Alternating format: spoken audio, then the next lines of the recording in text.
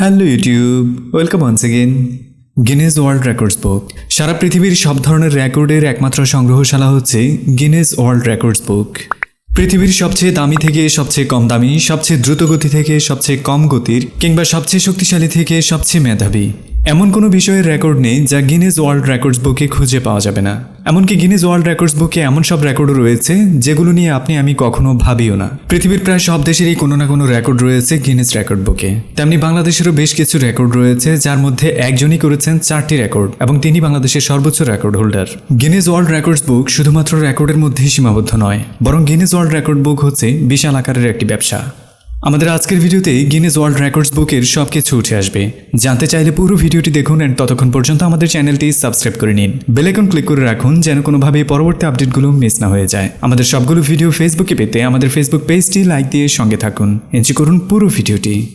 ইতিহাস বলে সব ঐতিহাসিক শুরুর কোনো না কোনো গল্প রয়েছে, তেমনি গিনেস ওয়ার্ল্ড রেকর্ডস বুকেরও ছোট্ট একটি গল্প রয়েছে। সময়টা 1951 সালের 10ই নভেম্বর।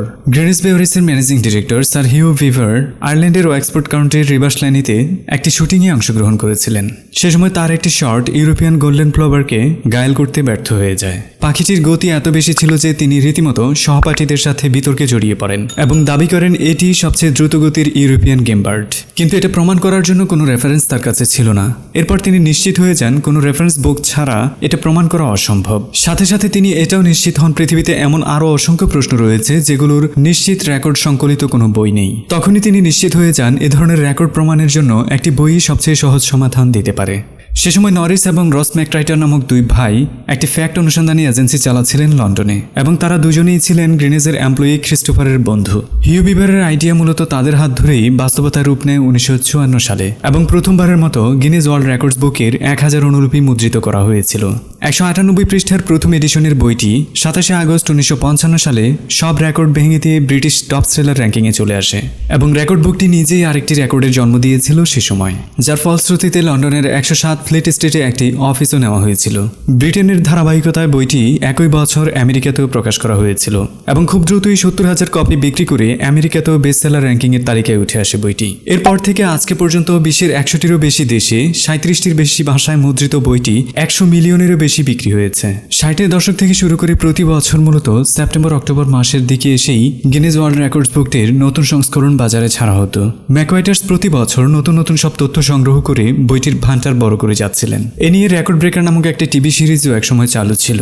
পরবর্তীতে 1975 সালে এসে আইরিশ রিপাবলিকান আর্মির হাতে ম্যাকওয়াইটার্স খুন হয়ে যান। গিনেস বুকের মালিকানা ছিল স্টার্লিং পাবলিশিং। এই গ্রুপটির মালিকানায় ছিল গিনেস পিএলসি এবং ডিএসজিও 2001 সাল পর্যন্ত। পরবর্তীতে 2002 সালে এসে গার্লেন এন্টারটেইনমেন্ট $65 মিলিয়ন বিনিময়ে পুরো গ্রুপটিকে কিনে নেয়, যে গ্রুপের আন্ডারে ছিল এসটি এন্টারটেইনমেন্ট। 2008 সালে এসে অ্যাপেক্স পার্টনার্স, এসটি এন্টারটেইনমেন্ট এবং গিনেস ওয়ার্ল্ড রেকর্ড বুককেও কিনে নেয়। আর বর্তমানে রিপ্লে এন্টারটেইনমেন্টের আন্ডারে জেমি পেটিসন গ্রুপের লাইসেন্সে গিনেস ওয়ার্ল্ড রেকর্ডস বুক পরিচালিত হচ্ছে, যাদের অফিস রয়েছে নিউ ইয়র্ক সিটিতে এবং টোকিওতে। গিনেস ওয়ার্ল্ড রেকর্ডসের হেডকোয়ার্টার এখনও লন্ডনে, আর মিউজিয়ামটি রয়েছে রিপ্লে এন্টারটেইনমেন্টের হেডকোয়ার্টার আমেরিকার ফ্লোরিডার অরল্যান্ডোতে।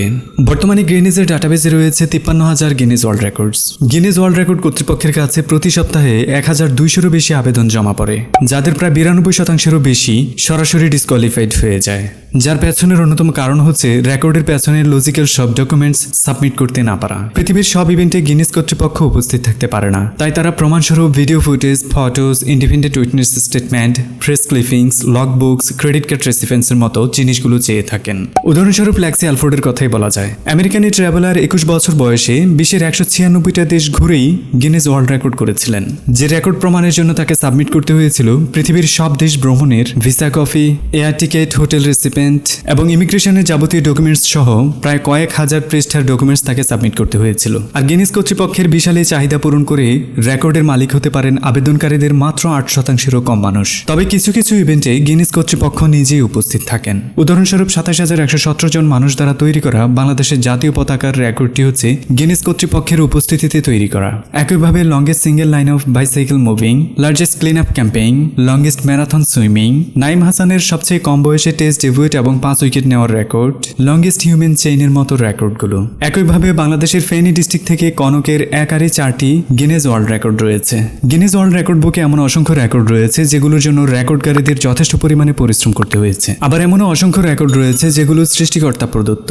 উদাহরণস্বরূপ নেপালের চন্দ্র বাহাদুর দাঙ্গির কথাই বলা যায়, যিনি বর্তমান পৃথিবীর সবচেয়ে খাটো মানুষ।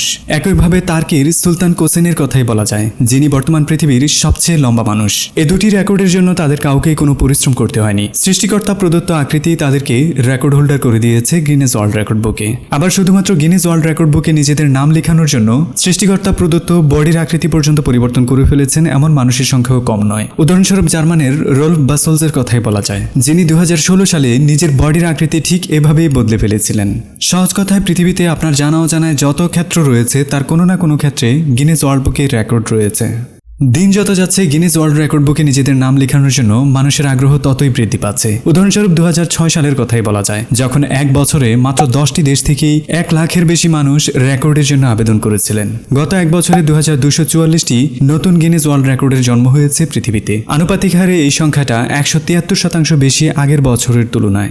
বিগত দিনের তুলনায় বর্তমানে গিনেস ওয়ার্ল্ড রেকর্ডস বুক অনেক বেশি সাবধানী, অনেক বেশি দায়িত্ববান। এমন অনেক ব্যাপার রয়েছে যেগুলোতে আগে রেকর্ড করার সুযোগ ছিল, কিন্তু এখন আর সেই সুযোগটি নেই। উদাহরণস্বরূপ একটা সময় গিনেস রেকর্ড বুকে হেভিয়েস্ট ফিশের একটি রেকর্ড ছিল। পরবর্তী অনুসন্ধানে জানা যায় শুধু রেকর্ডের জন্য মাছগুলোকে বাধ্য করে অনেক বেশি খাওয়ানো হতো, যাতে মাছের ক্ষতি হয়ে যেত। তাই গিনেস কর্তৃপক্ষ তাদের রেকর্ড বুক থেকে সেসব রেকর্ডগুলোকে মুছে দেন। এমন ক্ষতিকর যত রেকর্ড রয়েছে, যেমন eating, drinking, heaviest human, heaviest animal, এসব টাইপের রেকর্ড পুরোপুরিভাবেই মুছে দেওয়া হয়েছে। একটা সময় গিনেস কর্তৃপক্ষ রেকর্ড বুক বিক্রি করে প্রচুর পরিমাণে অর্থ আয় করলেও বর্তমানে সেই সুযোগটা অনেক কমে এসেছে। অর্থ আয়ের নতুন পথ তৈরি করার জন্য তারা এখন রেকর্ডকারীদের কাছ থেকে $12,000 থেকে $5 লক্ষ পর্যন্ত ফি আদায় করছেন। মূলত পুরনো কোনো রেকর্ড ভাঙার জন্য নতুন রেকর্ডের দাবিদার প্রতিযোগীদের কাছ থেকে এই অর্থ আদায় করা হয়ে থাকে। শুরু থেকে শেষ পর্যন্ত সব ধরনের পরামর্শ দিয়ে মূলত পরামর্শক ফি হিসেবে এই অর্থ আদায় করা হয়। মূলত অর্থ আদায়ের এই প্রক্রিয়া যখন থেকে গিনেস ওয়ার্ল্ড রেকর্ডস বুক হেঁটেছে, তখন থেকে চরম আকারের বিতর্ক তৈরি হয়েছে। সমালোচনার এই শুরুটা করেছিলেন মূলত লাস্ট উইক উইথ জন অলিভারের জনপ্রিয় উপস্থাপক জন অলিভার। অনেক বিতর্ক থাকা সত্ত্বেও গিনেস ওয়ার্ল্ড রেকর্ডস বুকের জনপ্রিয়তা খুব একটা কমে যায়নি। বিশ্বের সবচেয়ে জনপ্রিয় রেকর্ড বুক কর্তৃপক্ষ তাদের বেশ কিছু ফ্র্যাঞ্চাইজ স্থাপন করেছে বিশ্বের অত্যন্ত জনপ্রিয় ট্যুরিস্ট লোকেশনগুলোতে। এর মধ্যে রয়েছে টোকিও, কোপেনহেগ, সান আন্তোনিওর মতো শহরগুলো। এছাড়া গিনেস ওয়ার্ল্ড রেকর্ডস বুকের এক্সিবিশন হচ্ছে London, Bangalore, San Francisco, Myrtle Beach, Orlando, Atlantic City, New Jersey, Las Vegas এবং নেভাদাতে। সর্বশেষ, গিনেস ওয়ার্ল্ড রেকর্ডের জন্য যে কেউ আবেদন করতে পারেন। যদি আপনি মনে করেন যে এটি ওয়ার্ল্ড রেকর্ড হওয়ার মতো কিছু কিংবা এক্সট্রাঅর্ডিনারি এমন কিছু আপনি করেছেন যা ওয়ার্ল্ডে এর আগে কখনোই হয়নি, কিংবা পুরনো রেকর্ড ভাঙার জন্য আপনি যথেষ্ট ক্যাপাবল, অথবা এমন কোনো গড গিফটেড ট্যালেন্ট আপনার মধ্যে রয়েছে যা ওয়ার্ল্ড এর আগে দেখেনি, এর জন্য আপনাকে আবেদন করতে হবে গিনেস ওয়ার্ল্ড রেকর্ডসের ওয়েবসাইটে গিয়ে, যেখানে অ্যাপ্লিকেশন সাবমিট করার জন্য 3টি প্যাকেজ রয়েছে। প্রথমটি হচ্ছে স্ট্যান্ডার্ড অ্যাপ্লিকেশনস, যার জন্য আপনাকে মাত্র $5 পরিশোধ করতে হবে। তবে এই অ্যাপ্লিকেশন প্রসেসটি যথেষ্ট পরিমাণে ধীর গতির।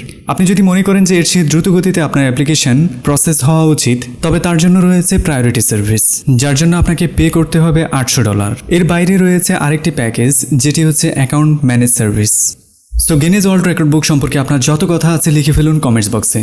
ভিডিওটি যদি ভালো লেগে থাকে তবে অবশ্যই একটি লাইক দিন। অন্যদের জানানোর জন্য শেয়ার করুন। আপনার যত কথা আছে আমাদের কাছে পৌঁছানোর জন্য ফেসবুক, টুইটার, ইনস্টাগ্রাম কিংবা আমাদের ওয়েবসাইট অথবা ইমেল আইডি যে কোনো মাধ্যমে আপনি কানেক্টেড হয়ে যেতে পারেন। এনজয় করুন পরের একটি ভিডিও। ততক্ষণ পর্যন্ত টাটা, বাই বাই।